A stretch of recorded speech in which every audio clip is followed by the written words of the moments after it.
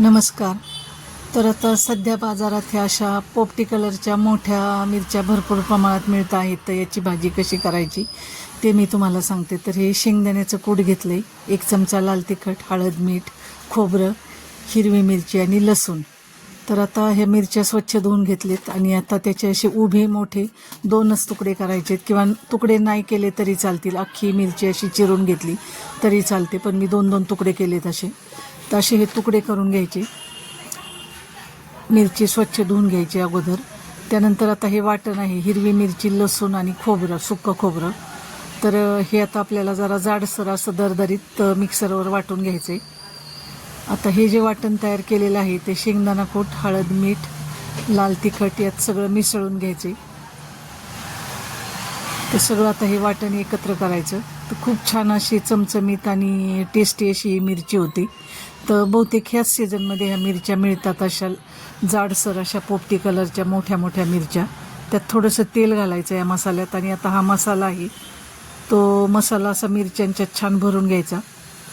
तर आता ह्या मी अशा सगळ्या मिरच्या ह्या भरून घेतल्या मसाला घालून.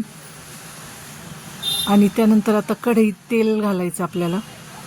हे झाल्यानंतर मिरच्या अशा आपल्या भरून झाल्या की लगेच.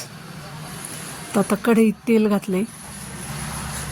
तेल तुमच्या आवडीप्रमाणे कमी जास्त करू शकता, पण ही भाजी आपल्याला मिरचीची तेलावरच शिजवायची, त्यामुळं थोडंसं जास्त तेल घाला. आणि आता तेल गरम झालं की फोडणी करायची. हिंग, मोहरी, जिरं थोडं जास्त घातलं. कढीपत्ता घालायचा आहे. किंचित हळद घालायची, कारण आपण आधी पण हळद घातलेली आहे. आणि आता ह्या तेलाच्या फोडणीवर आता ह्या ज्या मिरच्या, मसाला भरलेल्या मिरच्या आहेत, ह्या आपण 2 मिनिट छान परतायच्या. आता ह्या मिरच्या परतल्या 2-3 मिनिट छान की त्याच्यावर आपण झाकण ठेवायचं आणि मंद गॅसवर. घेतली एक. आता एक झाकण ठेवून असं मधून 2 ते 3 मिनिटांनी ह्याला जरा हलवायचं.